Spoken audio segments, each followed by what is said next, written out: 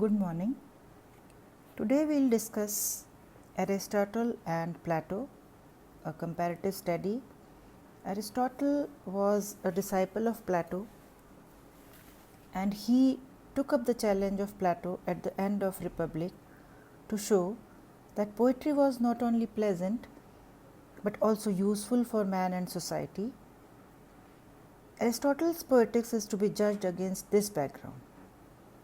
Though Aristotle never refers directly to Plato, much of it is a covert reply to his great master.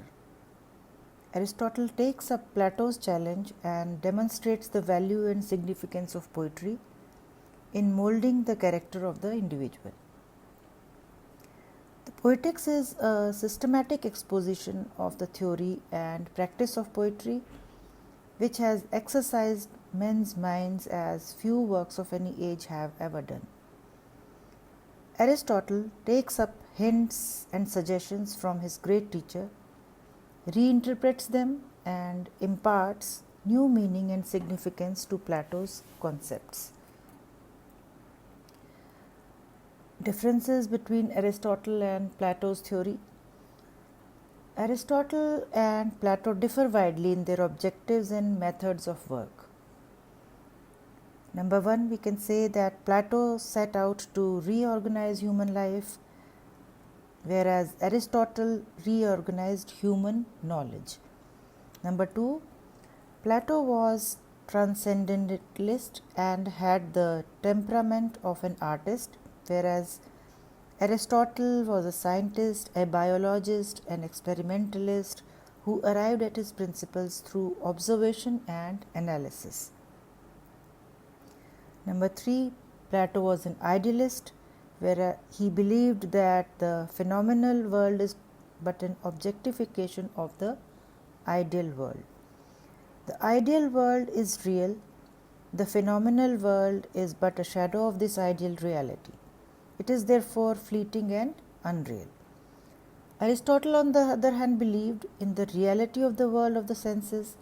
The world is real and it must form the basis of any scientific or systematic study.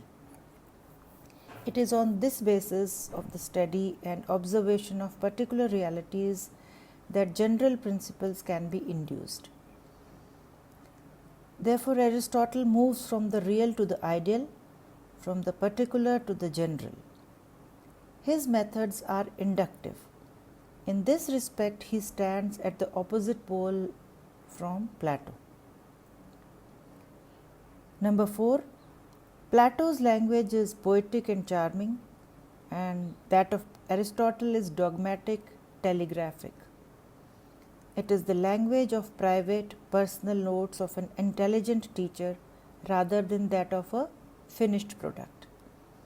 Number five, Aristotle makes full use of the terminology and doctrines of Plato, develops or confutes them, and on the basis provided by them develops theories of his own. Plato was a more original genius, whereas Aristotle is more comprehensive and systematic. Then we go to Aristotle's defense of poetry, where he says that imitation is a creative process. Plato first used this word imitation in connection with poetry. Aristotle took the word from his master but breathed a new life and soul into it. Plato considered imitation merely as a mimicry or a servile copy of nature, but Aristotle interpreted it as a creative process. The poet, while imitating reality, transforms it into something new and much higher. He brought the emotions within the range of imitation. Plato likened poetry to painting, whereas Aristotle likened it to music. According to Plato, poetry imitates only superficial appearances, as does a painter. According to Aristotle, poetry imitates not only the externals but also internal emotions and experiences. In Plato's view, poetry presents a copy of nature as it is. And according to Aristotle, poetry may imitate men as they are, or better and worse. Poetry is not concerned so much with what is, but with what ought to be. Poetry gives us idealized version of reality.